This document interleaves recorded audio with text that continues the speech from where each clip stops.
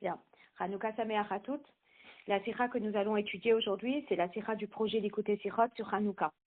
Alors, Chelek Rafé, voilà, c'est une sikha qu'on n'a jamais étudiée. Et comme on dit, c'est une bonne piqûre de rappel. Alors, Benoussach ve'alanissim de Hanouka anu omrim. Lorsqu'on regarde le alanissim de Hanouka, la façon qu'il est formulé, on dit comme ça. Vacharkar ba'u vanecha. Et après, tes enfants sont arrivés, les tir betecha au Bet Hamikdash. Donc d'abord, on est en train de parler de la victoire de la guerre, et après on dit que tes enfants sont arrivés au Bet Hamikdash, ou finou et echalecha, et ils ont nettoyé le Hechal, vetiharu et mikdashecha, ils ont purifié le Mikdash, vehidliku nerot bechatzrot kochecha, et ils ont allumé les bougies dans les cours de ton sanctuaire. Yedoua she'ela basé, et on connaît la question à ce sujet. Pourquoi est-ce qu'on dit qu'on a allumé les bougies dans les cours du Bet Hamikdash?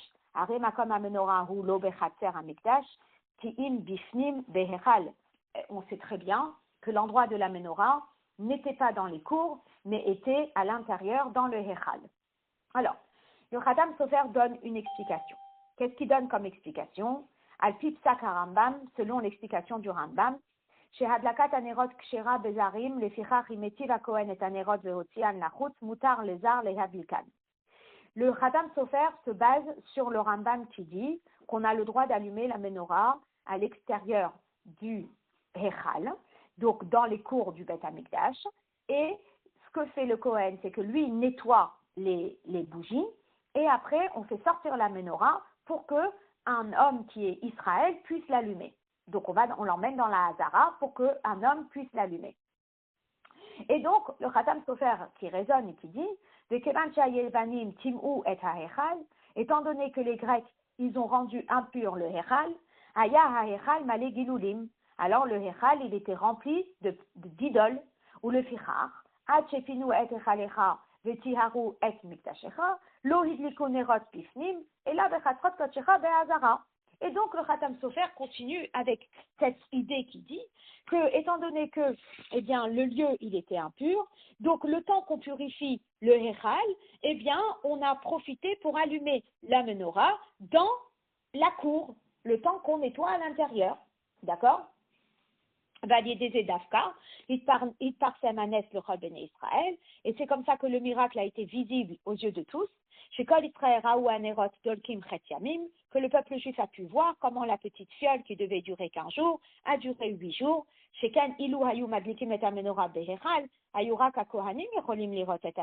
Parce que si on avait allumé la menorah dans le Hechal, eh bien, il n'y aurait eu que les Kohanim qui auraient vu le miracle.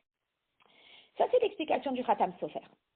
Maintenant, cette explication, eh bien, elle a quand même des petits problèmes. Pourquoi? Numéro 1, les Chorat Tarichiyun Betirutso, on a des petites questions sur l'explication du Khatam Sofer. Et oui, c'est que lorsqu'on lit le Alanissim, il est écrit qu'il y a eu la guerre, ils ont gagné. Après, ils sont venus dans le Bet Hamikdash, ils ont nettoyé le Bet Hamikdash, ils ont purifié le Bet Hamikdash et ils ont allumé les Nerot. Donc, selon le Alanissim, on voit qu'il y a déjà eu le nettoyage. Donc, comment peut-on dire qu'on a allumé dans la cour parce que le Hechal n'était pas encore nettoyé? Non, dans le Alanissim, l'allumage était après le nettoyage. Donc, ça c'est le Aleph, c'est la première question. Ensuite, il y a une deuxième question qui dit Bepashtut, Ayevanim Echnisu Gilulim, Lorat Behechal, Ki im Bechol Chelke Bet Hamikdash. Si on est dans la logique, les Grecs, ils n'ont pas fait rentrer des idoles uniquement dans le Hechal, mais dans toutes les parties du Bet Hamikdash, que Mouvan Minusar ve Alanissim Goufa, comme on le voit dans la formule du Alanissim, où il est dit Vetiharu et Mikdashecha Stam, Ainu Shetiharu et Kol Bet Hamikdash. Si on a dû nettoyer le Bet Hamikdash, c'est qu'il a été souillé partout. Veimken. Mais Echatete chez Taharat Hazara Kadma de Taharat Haechal.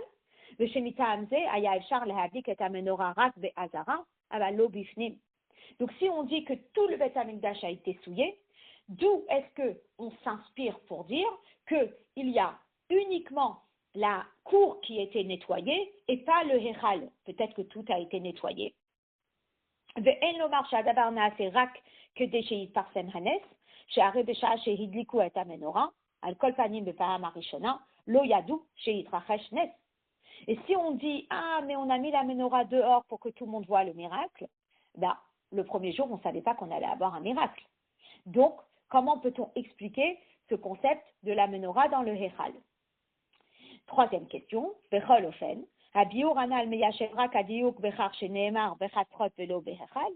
cette précision, elle vient nous expliquer la cour et pas le Héchal, mais on a encore une question. Lama omrim anu bechatzrot leshon rabim velo bechatzar kodshecha ba'azara. Comment se fait-il qu'il ait dit les cours au pluriel et non pas la cour du Beth Amikdash? Ou bifrat shebetrila neemar hakol belashon yachid ou beemshach advarim meshanim lelashon rabim bechatzrot. Au début, on n'utilise que le singulier, lidvir betecha, hechalecha, mikdashecha au singulier, et uniquement à la fin, on change en bechatzrot kodshecha. Donc finalement, si on fait un petit récapitulatif du Hot Aleph, eh bien, on est là à se poser une question. Comment se fait-il que la menorah a été allumée dans les cours du Beth Amikdash, les cours au pluriel et non au singulier? On a l'hypothèse que donne le Khatam Sofer qui dit que c'est parce que le Héchal était souillé et n'avait pas encore été nettoyé, mais on a du mal à voir ça dans le Halanissim. Parce que dans la Halanissim, on nous dit que d'abord on a nettoyé et après on a allumé. Donc finalement, on reste avec ces questions et on va aller creuser un petit peu plus. On est au Hotbet, on est à la page 236, la deuxième colonne.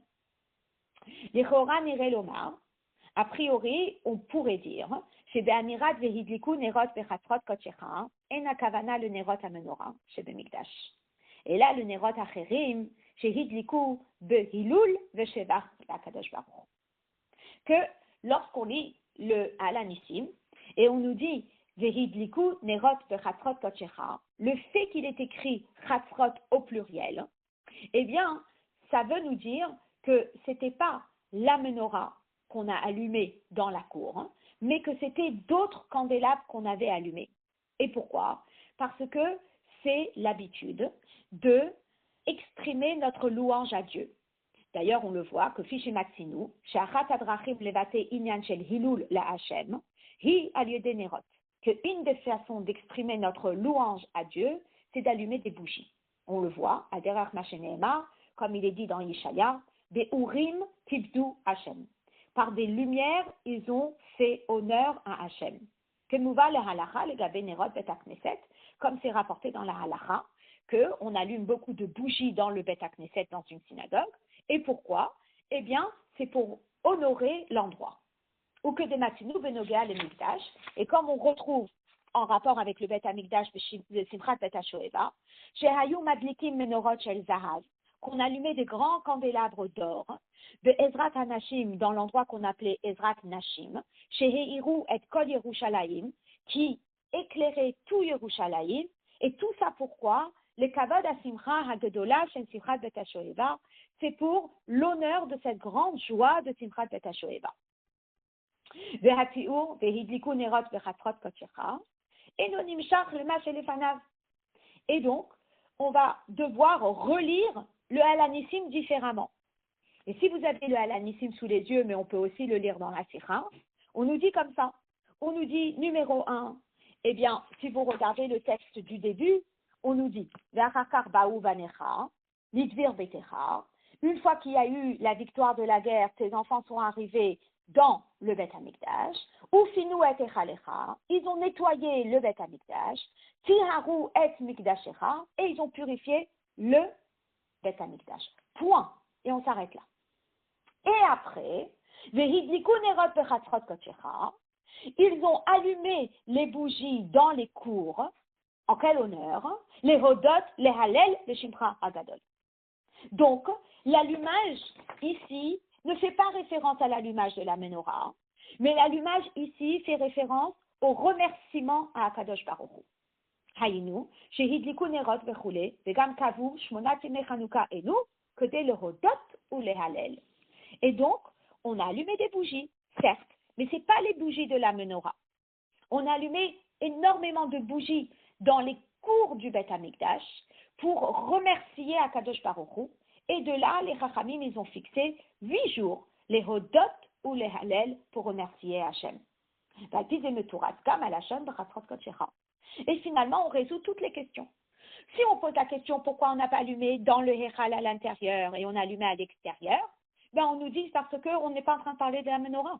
Et si on nous dit pourquoi est-ce que Chatrot est au pluriel et pas au singulier, on donne la même réponse. C'est parce que c'était pas une seule menorah dans un lieu fixe, mais c'était plusieurs candélabres pour la lumière. Tihanerot hudleku lorak bechatzer hamikdash be'azara et la gamme be'ezrat nashim ou b'svivat hamikdash bichlal.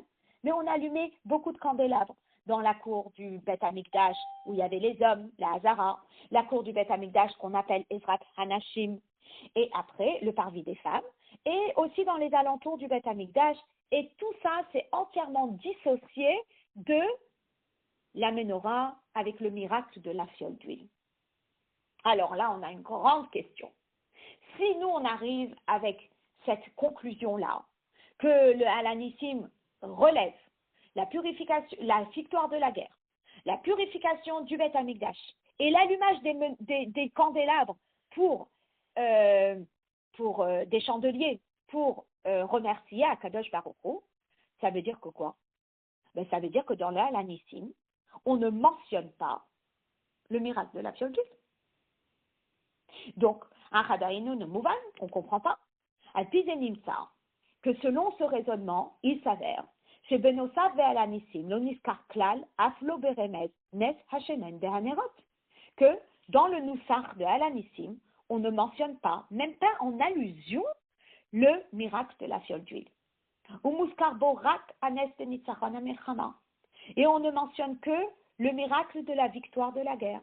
Masarta giborim beyad halashim, où Hachem il a livré les forts dans les mains des faibles.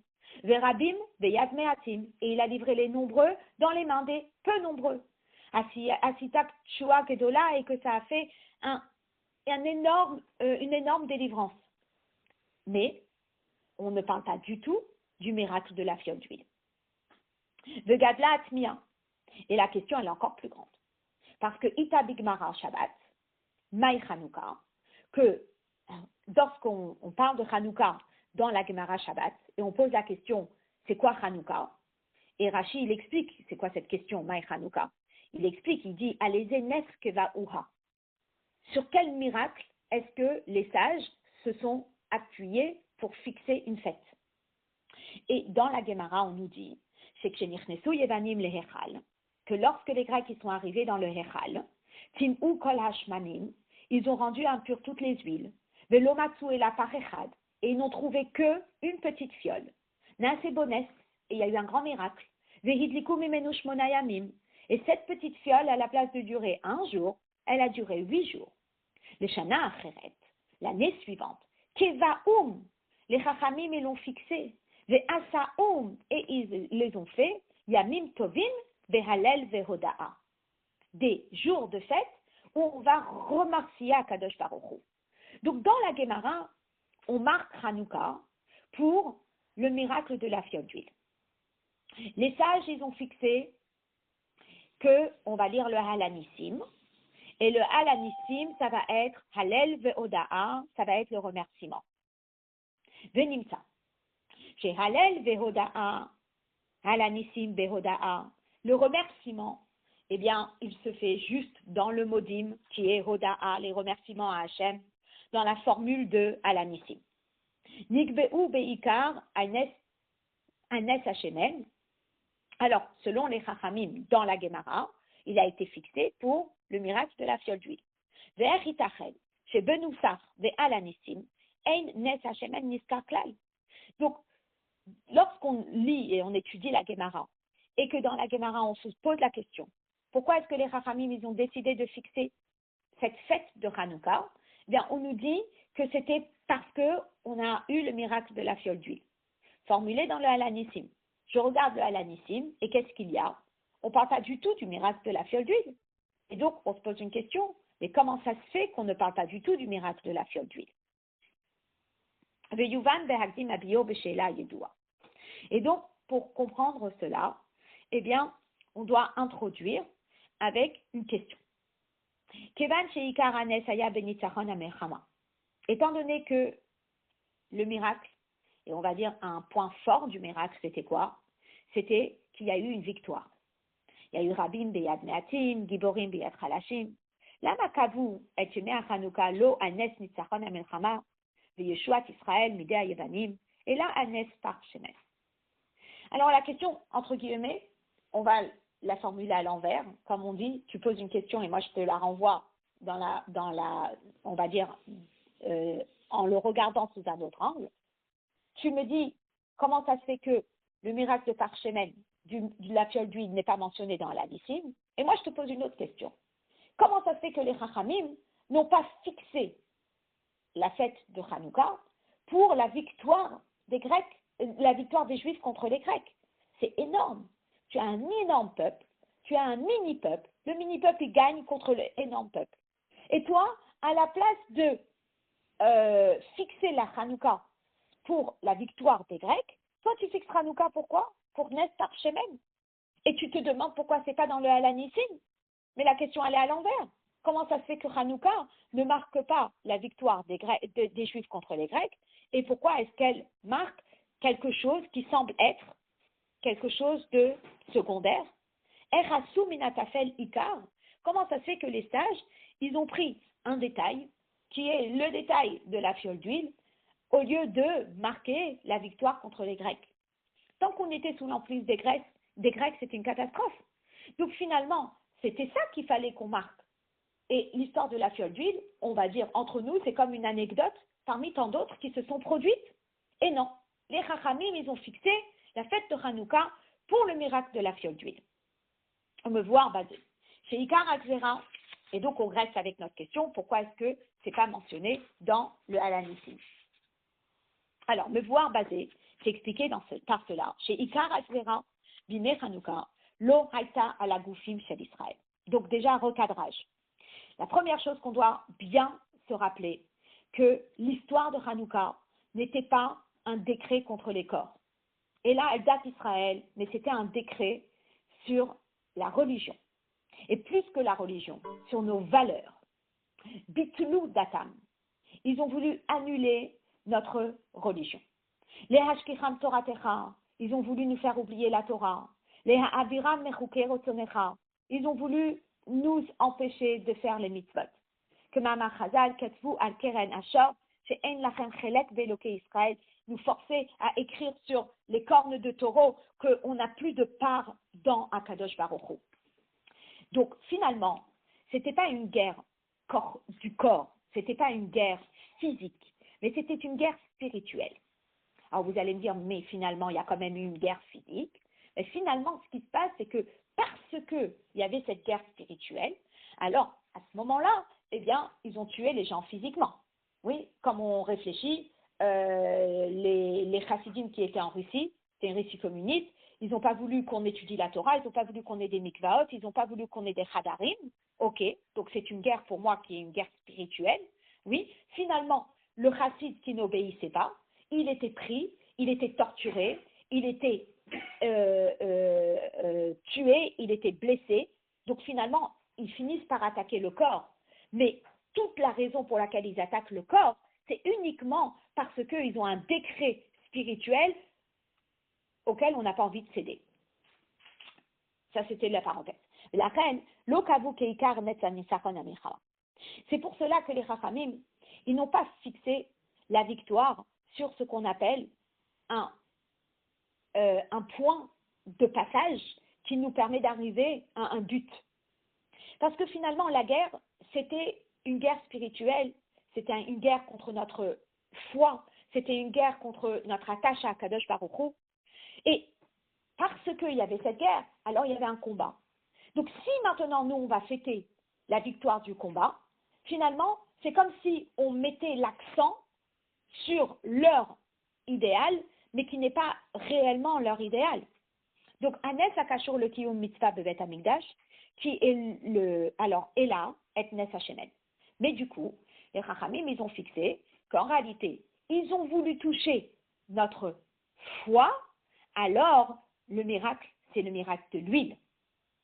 Pourquoi? Parce que Nes Kashur le Tiyum Mitzvot, le Beth Amikdash.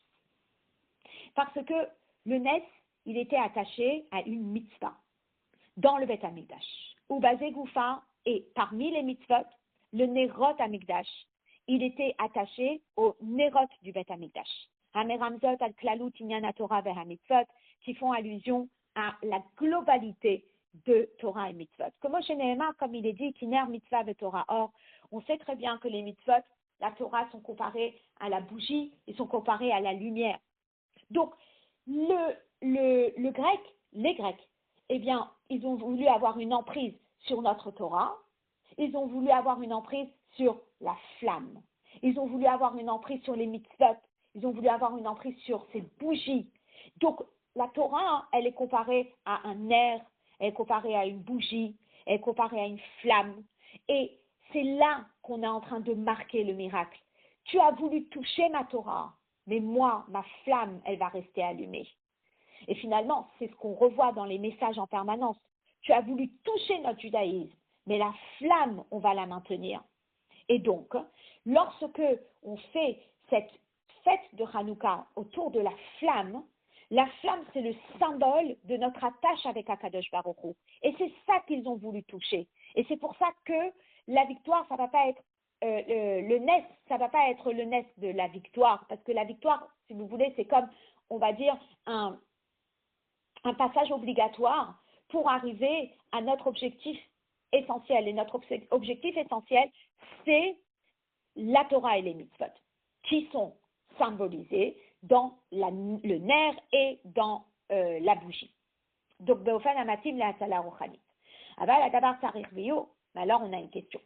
Bedivre Esther de Gemara Maï Chanukah, lorsqu'on regarde l'explication de la Gemara qui demande sur quel miracle est-ce que les Chachamim se sont basés pour instaurer cette fête de Hanouka, me soupa rak al nes parashemen, velo niskar klal nes nitzachon amelchala. Et donc finalement c'est très intéressant. Mais si on fait le point, quand on regarde à la Nissim, l'accent est mis sur la victoire qui a été gagnée. Mais lorsque on regarde dans la Gemara qui nous dit sur quoi est-ce que les Chachamim ils ont basé la fête de Hanouka, c'est sur le miracle de la fiole d'huile, et uniquement sur le miracle de la fiole d'huile, et on ne parle pas du tout de la victoire des Grecs. Alors oui, certes, vous allez regarder la Gemara, vous allez voir que la Gemara mentionne que chez Gavra Malchut Bet Hashmonaï Venitzrum, Batku Velomatsu, que lorsque les Hashmonaïm, eh bien, ils ont gagné la guerre, eh bien, ils sont partis au Beth Amikdash et ils ont cherché une fiole d'huile et ils ne l'ont pas trouvée. Donc, ils mentionnent qu'il y a eu une victoire. Mais attention, numéro 1, Adavaru Barak Agdama au Petit Our, Tuli ou Tazman, mais cette mention, elle est uniquement pour remettre les choses dans leur contexte, qu'il y a eu la victoire et après ils sont partis dans le Beth Amikdash et ils ont cherché la fiole d'huile. Et numéro 2, Hanet Shenitzachon Amelchama, Giborim Beyad Kalashim, Rabim Beyad Meatim, Loniskar Klal. Mais le miracle de la victoire n'est pas du tout mentionné. Ça veut dire qu'il n'y a aucun détail qui n'est donné sur le miracle. On dit il y a eu un miracle. Quel était le miracle? Et là, on ne parle pas du tout du miracle. L'oniskar klal, velonéemar est là, chez Aya Nitzachon Stam, et on ne mentionne que brièvement qu'il y a eu une victoire. Et non, Mouvan, alors on ne comprend pas. D'accord, on a compris que Hanouka, c'était une guerre contre les valeurs, c'était une guerre contre notre attache avec Dieu, c'était une guerre contre le judaïsme, alors c'était une guerre spirituelle. Ok, d'accord. Mais finalement, il y a quand même eu une guerre physique et il y a quand même eu d'énormes miracles dans cette guerre physique. Et plus encore, pour pouvoir gagner le combat spirituel, il a fallu qu'on passe obligatoirement par une victoire du corps. Et comment ça se fait que ce n'est pas du tout mentionné dans la Gemara? Même si tu le mentionnes, de façon, entre guillemets, entre parenthèses, mais mets-le. On aurait dû avoir quand même une mention dans la Gemara sur ce miracle de cette victoire. Et donc, finalement, si on fait un petit récapitulatif de ce qu'on a vu jusque-là, eh bien, d'un côté, on se rend compte que le Halanissim, qui parle de certains allumages, eh bien, finalement, on ne parle pas du tout de l'allumage de la menorah.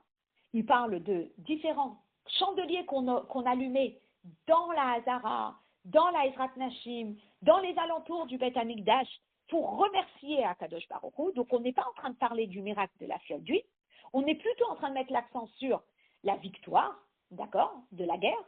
Mais, parallèlement, lorsqu'on regarde dans la Gemara, on voit que Maï Hanouka, et Hanouka a été instauré pour le miracle de la fiole d'huile. Et on nous dit pourquoi? On dit parce que le miracle de la fiole d'huile symbolise la réelle guerre qu'il y a eu des Grecs contre les Juifs, qui était une guerre de valeur, une guerre spirituelle, et on veut absolument mettre l'accent sur cette guerre spirituelle, et non pas la guerre physique qui était, entre guillemets, incontournable pour pouvoir arriver à la victoire spirituelle. Alors on essaye de comprendre qu'est-ce qui se passe, pourquoi est-ce que c'est dispatché, une chose qui est mentionnée dans l'Halanissim, pas du tout mentionnée dans la Gemara. Et donc le rabbi, il explique quelque chose là-dessus qui va détailler, qui va expliquer. Yeshomar Rabbi Urbazé, et voici l'explication qu'on va donner là-dessus. Klar Nidbar Ta'amim Rabot, on a déjà expliqué de nombreuses fois. Benogea, vous avez les références en bas dans Chelek Gimel, dans Chelek Tetvav, et plus encore. Benogea le Mechemet Ayevamim. Lorsqu'on parle de la guerre des Grecs, chez Loa et Tazo Milchama Ruchanit Stam Kenegadat Israël, c'était pas juste une guerre contre le judaïsme. Et là, Shadiuk Bazé Haya, la Hashkecham Toratecha, Torah Shelcha, la Vera Mechuke Rotonecha. C'était une guerre contre notre attache qui est illogique avec Akadosh Baruch Hu. C'est illogique. Vous avez comme ça des gens qui assistent à un allumage. Il y a un attentat. Et le lendemain, les gens retournent pour allumer la Hanoukia. Les gens regardent et se disent, c'est pas logique. Et ça, c'est notre attachement avec Akadosh Baruch Hu. C'est pas juste Torah en tant que culture, Torah en tant que connaissance. Mais c'est Torah parce que c'est la Torah de Dieu. C'est pas juste une mitzvah parce qu'il y a une logique derrière. C'est pas juste une mitzvah parce qu'elle vient marquer un anniversaire de tel événement, de tel événement. Mais c'est des mitzvot qui n'ont pas de logique. Et ils voient comment les Juifs, ils tiennent à cette attache avec Akadosh Baruch Hu, qui est au-delà de toute logique. Et ça les rend littéralement dingues. Et donc, c'est ça qu'ils ont envie de combattre. Les Yevanim lo haya erpat kolkar chez Bnei Israël omid Torah. Les Grecs, ça les dérangeait pas tant que ça que le peuple juif étudie la Torah. Matarat gzeratam haita leashkechan toratecha. Leashker shatorah hi Torah shelcha. Que tu étudies la Torah en tant que culture, vas-y. Mais pourquoi tu l'étudies? Parce que c'est la sagesse de Dieu. Torah travaillée chez le malam et hasechel, la Torah de Dieu qui est au-delà du sechel, au-delà de la logique. Vaderachze est la même chose, la vera mechuker rotzonecha. Rotzonam haya chez Israël lo yekaimu et achukim. Leur volonté était que Israël arrête de respecter des lois qui ne sont pas logiques. Hamitzvot shehen le malam et hasechel veut kiyuman.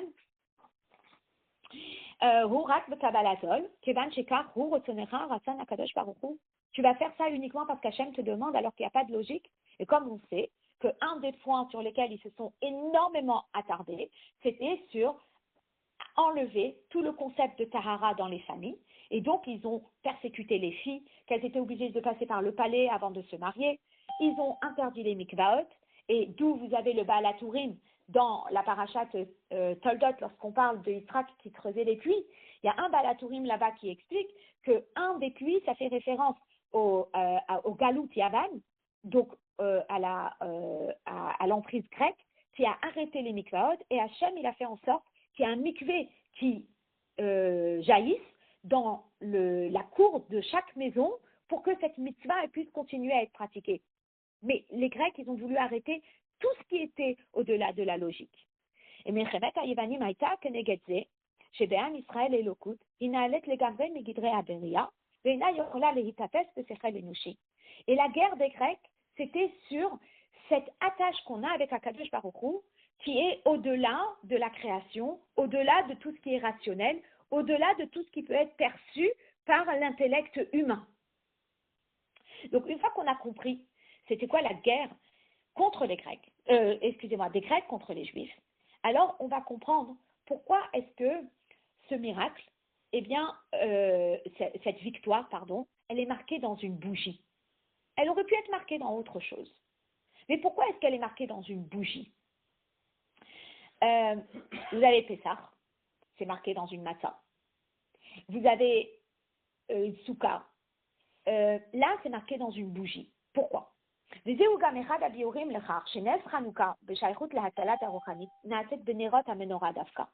Pourquoi est-ce qu'Akadosh Baruch Hu, il a marqué ce miracle de Hanouka dans les bougies de la menorah?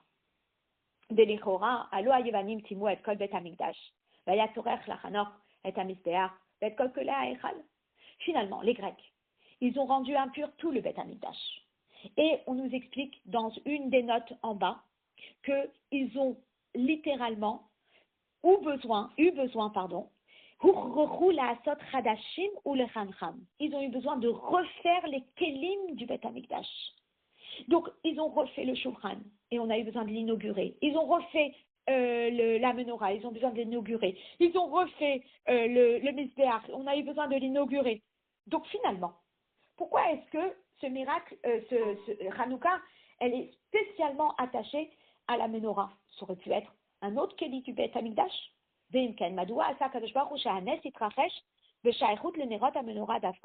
Pourquoi Hachem il a fait en sorte qu'il y ait un miracle, particulièrement avec les nérotes de la menorah? Et voilà l'explication. Et là, le rabbi va donner une explication qui est extraordinaire. Et il explique comme ça, que finalement, notre attache avec Akadosh Baruch Hu, c'est une attache évidemment qui est spirituelle. D'accord? Et on a envie de marquer quelque chose de spirituel dans la matière. Maintenant, la matière, c'est la matière. La matière, c'est physique. La matière, c'est palpable. La matière, c'est matériel. Donc, il a fallu trouver dans la matière un élément qui soit le plus proche du spirituel qui puisse exister. Et c'est quoi? C'est la lumière. Et là, le rabbi va expliquer la différence entre des notions qui sont abstraites, c'est-à-dire qui ne sont pas palpables. Vous prenez une odeur, c'est pas palpable. Vous rentrez chez vous à la maison, ça sent les latkes, ça sent les oreilles, ça sent les soufganiotes, les beignets. Vous sentez l'odeur, mais c'est pas palpable, vous ne pouvez pas la toucher. Ensuite, vous avez des sons. Voilà, on a assisté à des allumages publics, la sono, elle était trop forte. Le son n'est pas palpable, vous ne pouvez pas le toucher. Et vous avez la lumière. Et la lumière, c'est pas palpable.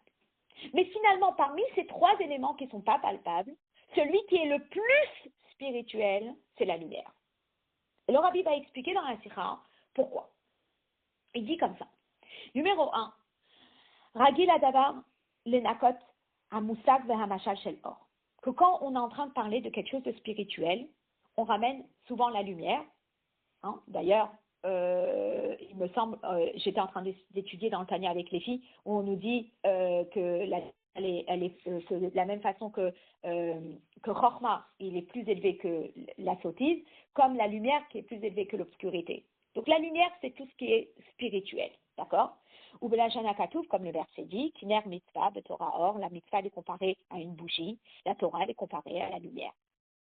Et une des raisons qui est donnée à cela, c'est que or nishtane mikol anivrahim bechach, que la lumière, elle est différente de toutes les créations par le fait shehagam shehafu briat baolamazé, que même si c'est aussi une création de Dieu, n'est-ce pas? Eh bien, malgré cela, mikol makom ein hu nitfas kolkar de geshem, elle n'est pas quelque chose qu'on peut saisir dans la matière du monde. On va aller dans la chambre. 2 minutes. Oui, les filles.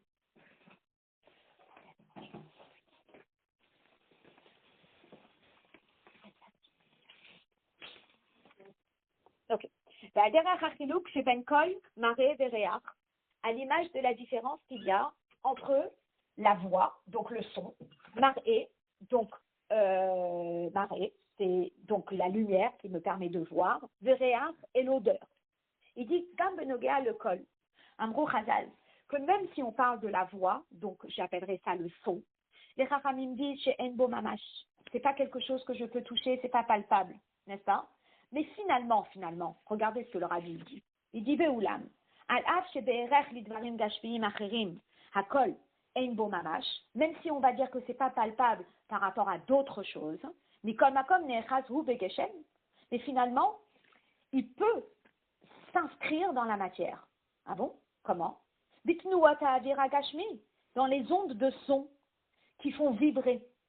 Vous arrivez à un mariage, la musique est tellement forte que ça vibre dans votre cœur. Vous sentez des palpitations.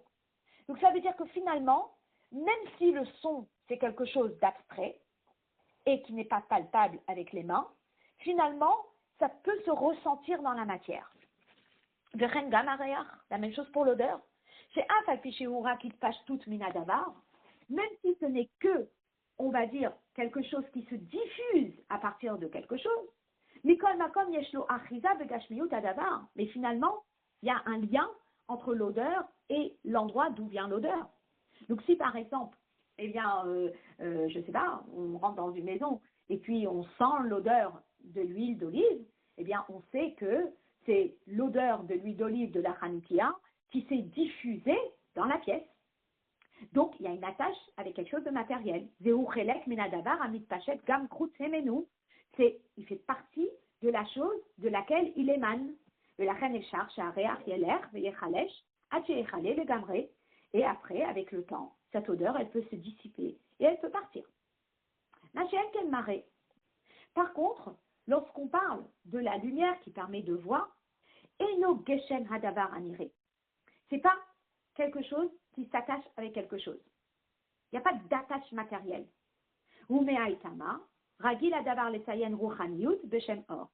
Et c'est la raison pour laquelle, quand on veut parler de quelque chose de spirituel, on parle des flammes, on parle de la lumière. Quand on parle de la lumière, eh bien, c'est quelque chose de spirituel. Parce que parmi toutes les choses matérielles qu'il y a dans le monde, Haor, Hu Anivra Hachiruchani, la lumière, c'est la chose qui est la plus spirituelle.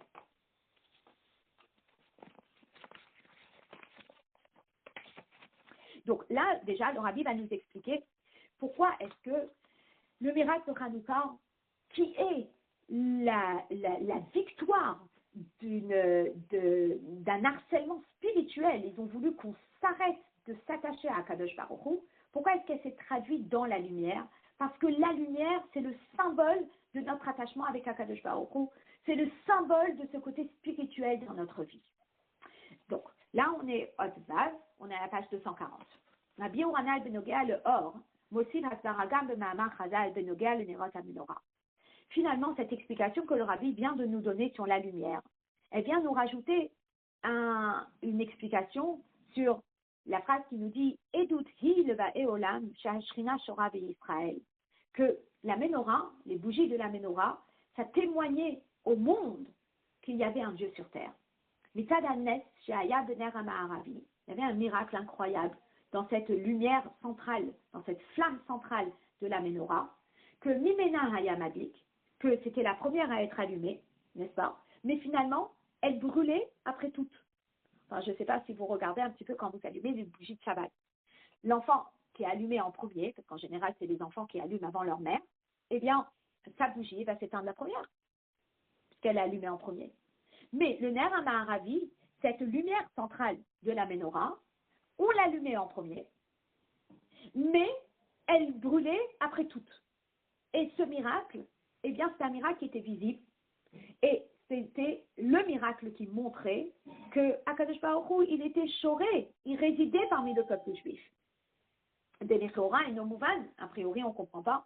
Vamen nishtane nes ner ha'ma'aravi mikol she'ar aseret anisim she'na'atu lavotenu bevet hamikdash she'davka nes ze haya edut lechar she'ashrina shora b'Israël.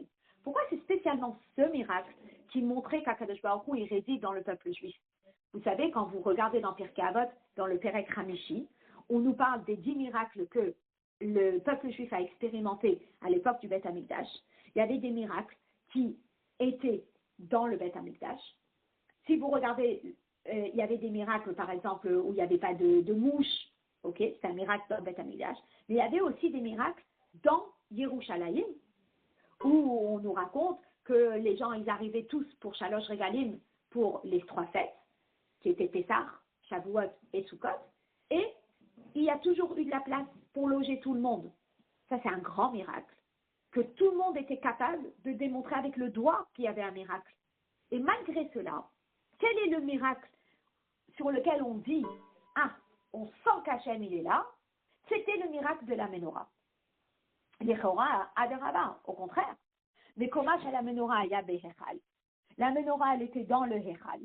Chez En Kol Adam Yachol Hikanes Lesham, qui n'était normalement autorisé d'accès que au Kohanim. Ou Meidar, Chelek Me'asarat Anisim Ayou Be'azara.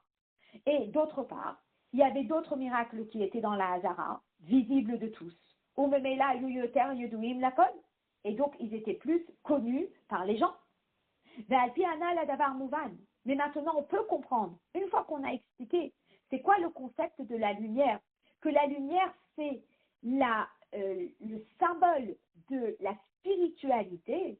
Alors maintenant, on comprend pourquoi la menorah, eh bien, elle était là à véhiculer ce message de la présence de Dieu parmi le clan d'Israël. Qui or, parce que la lumière, Gamor Gashmi, même une lumière matérielle, ou Keli Yoter le Or Ashrina. C'est un Keli qui c'est le plus réceptif, on va dire, c'est le réceptacle pour la lumière de Dieu. Velachen, que chez Or Ashrina, chez les Malam et Aolam, Mitkacher be Or Gashmi. Lorsque la lumière de la Shrina, qui est au-delà du monde, elle s'attache avec une lumière matérielle, Yesh laze hashpa gdola beyoter beharat haolam beor Ashrina. Elle a une influence, elle a un impact incroyable sur le monde. Ça veut dire que la lumière de la Shrina, elle a un plus grand impact sur le monde quand elle est associée à une lumière physique, vu la particularité dont on a parlé concernant la lumière physique. Et donc, lorsqu'on voit cette lumière, on voit la Shrina. Ce soir, je suis partie allumer la Hanoukia avec une femme âgée. Et donc, je lui ai dit, venez, on allume ensemble. Donc, elle a allumé sa menorah. Et c'est particulier. Elle a posé sa menorah sur un endroit qui était un peu plus élevé qu'un tabouret. Et on voit cette menorah, et on voit la lumière, et on voit quelque chose qui est tellement unique. Il y a quelque chose de très spécial dans ces flammes de la menorah, ou dans les flammes des bougies de Shabbat. Il y a quelque chose qui est unique. Et c'est quoi? C'est toute la spiritualité qui va s'habiller dans la matière qui fait le moins abstraction à la diffusion de la Shrina. Et ça, c'est une bougie. Et ça, c'est une flamme. Comme on dit, notre flamme, on ne peut pas l'éteindre. Parce qu'on sent, c'est la notion, c'est quelque chose de très proche avec la Shrina.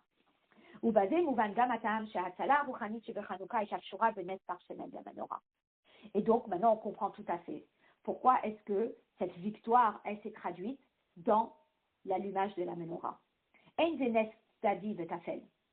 y a eu 2 victoires, certes, mais la victoire de la fiole d'huile, le nes de la fiole d'huile, ce n'est pas juste une parenthèse et une jolie anecdote qu'on va raconter pour étoffer une histoire de Hanouka. Et la berach va à l'idée bitou yanit safran shelimé Hanouka. Mais c'est ça le miracle de Hanouka. Hahakara, cette prise de conscience, Betorah Techa, que la Torah c'est pas juste une connaissance, mais c'est la sagesse de Dieu. Vechukei rotonocha, et que les mitzvot c'est pas juste parce qu'il y a une logique derrière ou parce que ça vient marquer un événement dans notre histoire, mais c'est parce que on est prêt à tout faire parce que c'est la volonté de Dieu, même si c'est pas logique. Eh bien, cette prise de conscience chez celle d'Israël, Meir à Or Eloki chez le Malam et Sechel Enushi, cette prise de conscience qui a une lumière divine qui est là avec le peuple juif, Baal Idé Gidouille, elle est venue de façon dévoilée, Benes, par un miracle. Chez Nes, Humoram ou le Maalam et Gidrei Ateva, qui vient montrer qu'un miracle, eh bien, c'est quelque chose qui est au-delà de la nature. Beshaïrout le Or Amenora, et c'est entièrement lié avec la lumière de la menorah. Chez Huakeli le Or Eloki, qui est un réceptacle pour la lumière divine, chez les Ma'alam et Habriya, qui est au-delà de la création, de la reine Edut Hi le Ba'e Olam, chez Ashrina Shora Israël. Et cette lumière, elle vient témoigner notre attachement avec Akadosh Baruch Hu, qu'Akadosh Baruch Hu, il réside parmi le peuple juif. Donc finalement, pour manifester cette présence de Dieu parmi le peuple juif, eh bien ça va se véhiculer dans la matière, mais dans la matière la plus spirituelle qui existe. Et c'est quoi? C'est la lumière.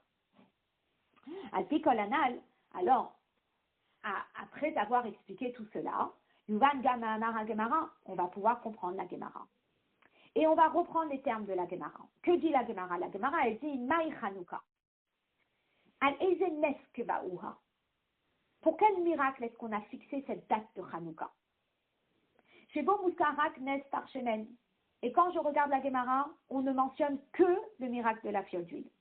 Velo Niskar Klal Nes Nitzaron Amilchama. Et on ne mentionne pas du tout le miracle de la victoire de la guerre.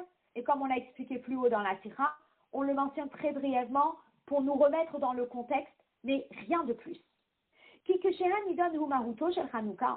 Parce que là, on est en train de parler sur l'essence de cette fête Hanouka, et on pose la question Maï Hanouka. Qu'est-ce qu'on vient marquer à Hanouka? Et ce qu'on vient marquer à Hanouka, c'est notre identité juive, c'est notre attachement à Kadosh Baruch Hu, c'est la lumière de Hanouka.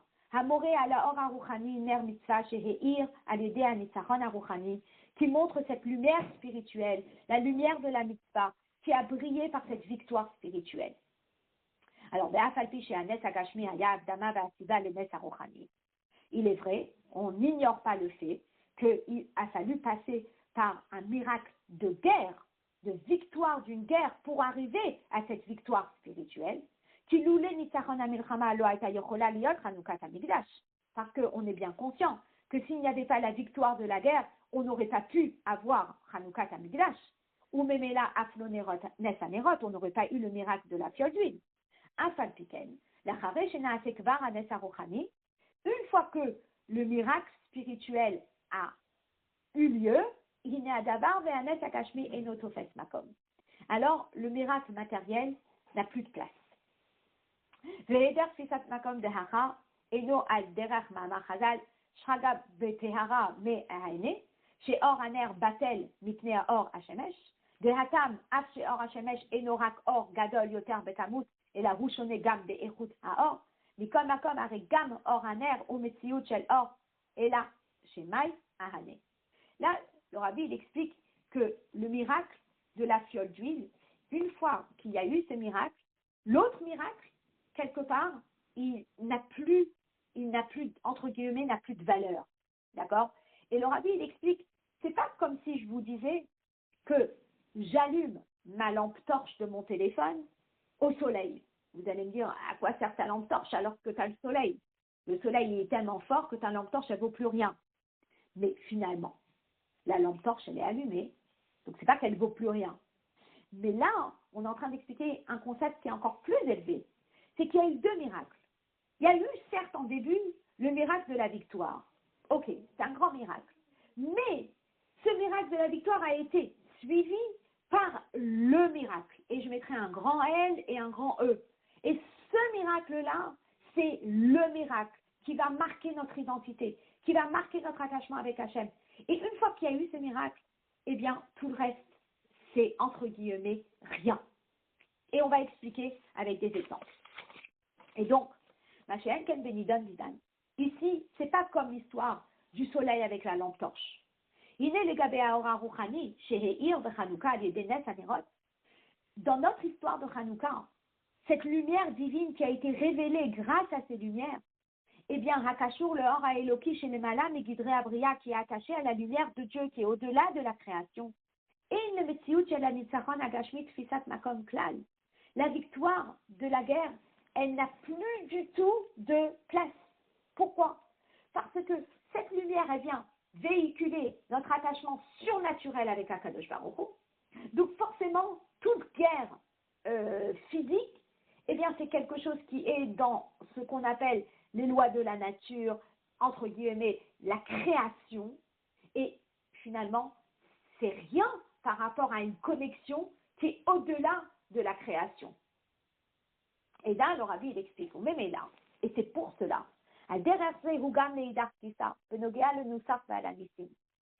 c'est pour cela que, d'une part, on a dit, étant donné que le miracle le plus important et celui qui brille et qui transcende tout, c'est le miracle de la fiole d'huile. Parce que c'est ça, ça vient marquer notre identité, ça vient marquer notre attachement avec Akadosh Baruch Hu. Et forcément, le miracle de la guerre, entre guillemets, il se perd dans l'histoire. Et c'est pour cela que la Gemara n'en parle pas du tout. Là, vous allez me poser la question, pourquoi dans Al-Anissim, on ne parle pas de le miracle de la fiole d'huile?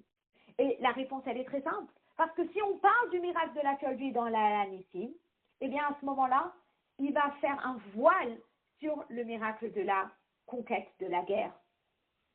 Et là, le Rabbi va l'expliquer. Mais là,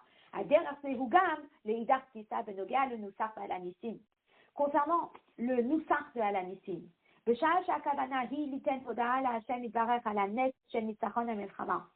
oui, il y a un moment où on s'arrête et on doit remercier Hachem pour ce grand miracle de la victoire. On ne peut pas remercier en même temps, dans le même élan, pour le miracle de la fiole d'huile. Chez Inken, parce que si on remercie pour les deux, eh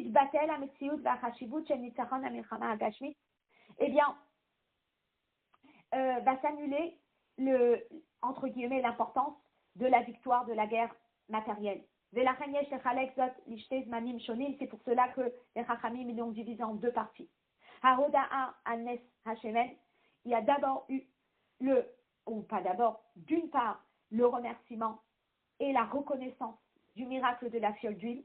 Et ça, c'est des galouilles à l'idée Hadlakat Ner Hanouka, en allumant les bougies de Hanouka.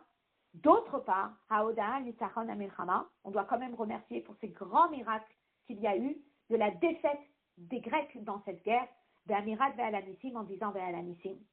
Et étant donné que ce sont des dimensions tellement différentes, une qui est habillée dans la matière et l'autre qui est réellement la lumière de Dieu qui, au-delà de la matière, au-delà de la création, qui se véhicule dans la lumière des bougies de Hanouka, c'est la raison pour laquelle eh bien, on les a séparés, parce que sinon, il y en aurait eu une qui aurait consumé l'autre. Et la victoire de la guerre n'aurait pas du tout été visible. On va pouvoir comprendre tout cela en rapportant une Hora'a pour nous dans notre quotidien. Et une fois qu'on aura la Hora'a dans notre quotidien, eh bien à ce moment-là, on va mieux comprendre ce que le Rabbi voulait dire dans cette sira. Il dit comme ça. De chaque chose, il y a un enseignement à tirer dans le service de Dieu. Et l'enseignement, il est tout simple.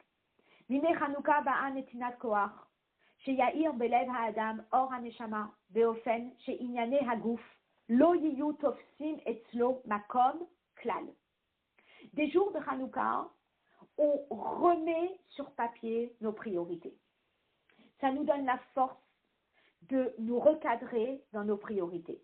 Qu'est-ce qui est le plus important pour toi? Le plus important pour un juif, c'est Or HaNeshama, c'est cette flamme juive. À tel point que les choses corporelles, elles n'ont pas d'emprise, elles ne sont pas importantes pour lui. Ce n'est pas sa priorité. C'est tellement pas important. Je me rappelle une fois, il y a quelques années, j'avais fait un accident de voiture. Et Baruch Hashem, Baruch Hashem, on était en bonne santé. J'étais avec un enfant, un bébé. Et moi, j'en suis sortie, Baruch Hashem, indemne. Le bébé est sorti indemne. Mais la voiture, elle était bien abîmée. Et n'arrêtez pas de dire, mais le principal, c'est que tu sois en bonne santé. La voiture, c'est que, comment ils ont dit, c'est que de la ferraille. C'est cette prise de conscience que le principal, c'est notre attachement avec Akadosh Baruch Hu. Le principal, c'est de prendre conscience de notre mission sur Terre, qu'on veut être attaché à Hachem. Et le reste, c'est que de la ferraille. Et là, le Rabbi, il explique. Certes, la Neshama, elle est habillée dans un corps.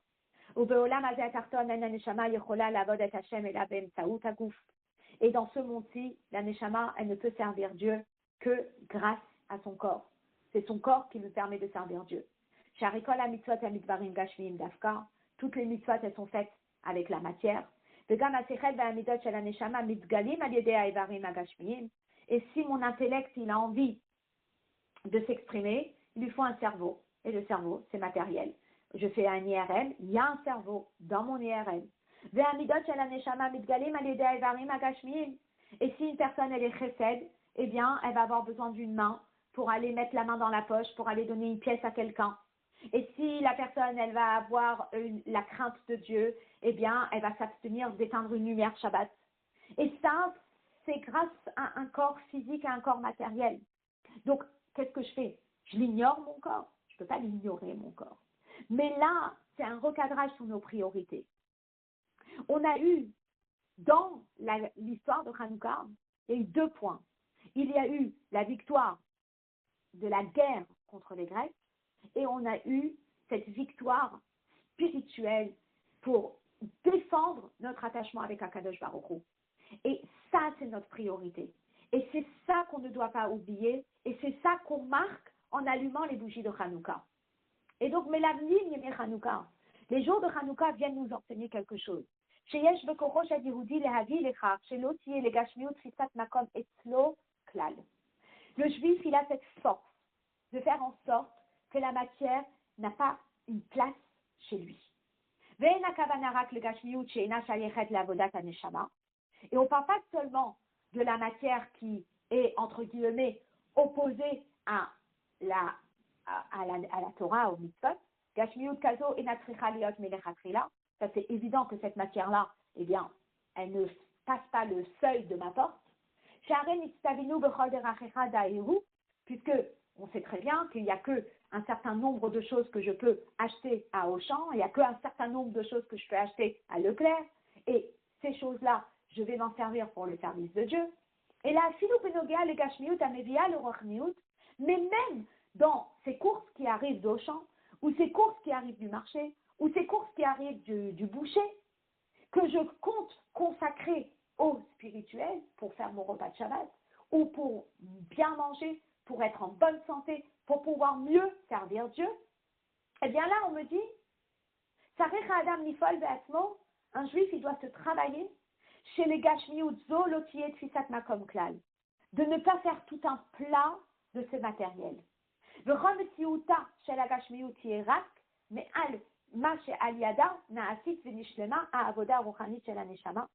et que tout ce matériel-là, il est uniquement pour faire la Avodat Hashem. Et là, je vais vous raconter 2 exemples qui vont pouvoir expliquer ça. J'écoutais un cours tout à l'heure, et il y a une personne à ce cours qui a donné un exemple qui lui est arrivé et que je trouvais très parlant. Elle était en train de dire qu'elle recevait du monde Shabbat, et il y avait un de ses enfants qui venait, et elle était tellement contente de recevoir ses enfants pour Shabbat.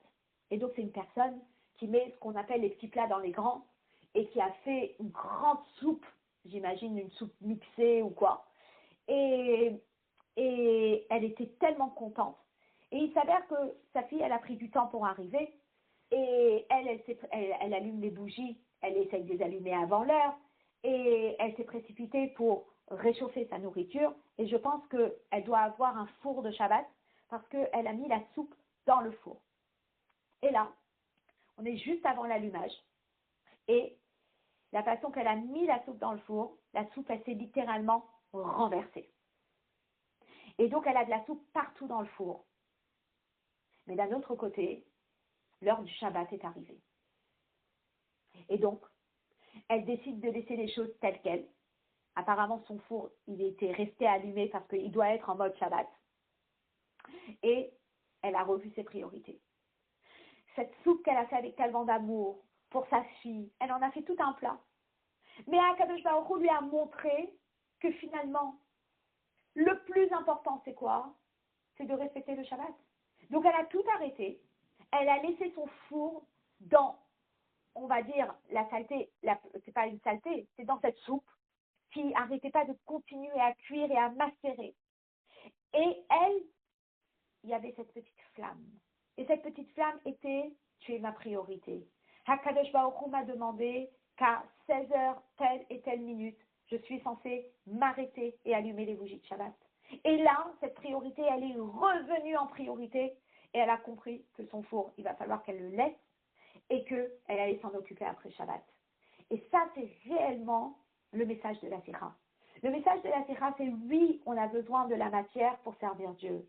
Mais la matière ne doit pas devenir notre Dieu, ne doit pas devenir notre priorité, ne doit pas devenir notre seule, on va dire, préoccupation.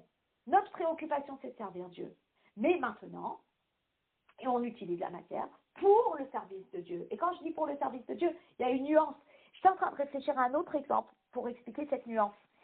Et je me disais, voilà, en étudiant le Tanya, on dit qu'effectivement, une personne, elle peut consacrer des choses dans le service de Dieu. Alors, consacrer des choses dans le service de Dieu, ça veut dire que, par exemple, la personne, elle va travailler. Et grâce à ce travail, eh bien, elle va pouvoir avoir une meilleure parnassa. Et pour avoir une meilleure parnassa, elle va pouvoir mieux servir Dieu. Ça, c'est ce qu'on appelle le Shem Shamaïm. Mais finalement, ce travail que la personne va faire risque de prendre une grande place dans lui. Ou bien, la personne, elle est là et elle dit, moi, ma mission sur Terre, c'est de servir Dieu. Après, si j'ai besoin de travailler pour le servir, alors je travaillerai. Et là, on voit où est l'accent. L'accent, c'est que je dois servir Dieu. Et ça me rappelle vraiment cette notion, vous savez, il y a des personnes qui, dans leur cursus, par exemple, elles ont fait des études de langue. Et on leur dit comment tu vas faire pour le faire dans le derrière que l'Admorazaken nous a enseigné. Donc il dit, c'est le Shem Shamaïm, la personne, elle va étudier pour pouvoir mieux gagner sa vie, pour pouvoir mieux servir Dieu. Donc on va dire, elle le fait le Shem Shamaïm. C'est élevé à l'Aktusha, elle le fait le Shem Shamaïm. Ok.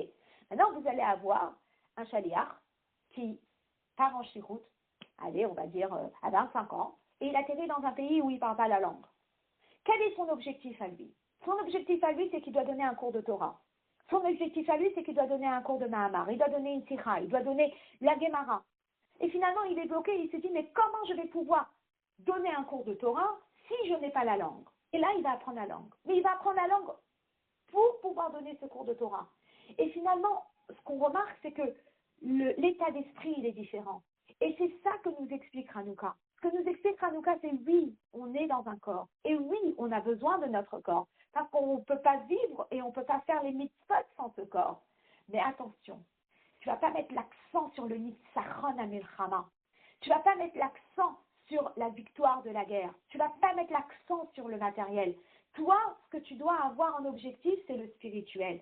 Et après, eh bien, effectivement, si tu as besoin du matériel pour faire le spirituel, tu te sers du matériel. Mais on sent que c'est juste, j'ai besoin d'une fourchette pour manger. C'est pas du tout que le plus important pour moi, c'est de manger. C'est ce bon repas, il est délicieux, il est sur mon assiette, j'ai pas de fourchette, j'ai pas de cuillère. Ça va être très embêtant. Mais ça, c'est mon icard. Ça, c'est mon plus important. Mon plus important, c'est servir Dieu. Après, les outils que je vais utiliser pour le servir, ça sera des outils que j'appellerai très, très, très secondaires. Et ça, c'est le message de la lumière de Hanouka. On ne doit jamais oublier notre mission. Notre mission, c'est notre attachement avec cette lumière de Dieu. Et donc, ça se fait à travers cette lumière qu'on va allumer tous les soirs de Hanouka. Voilà. Alors, je vous souhaite Hanouka Sameach pour les prochains jours qui arrivent et un Shabbat Shalom. On n'y est pas encore, on est mardi soir. Voilà, à bientôt.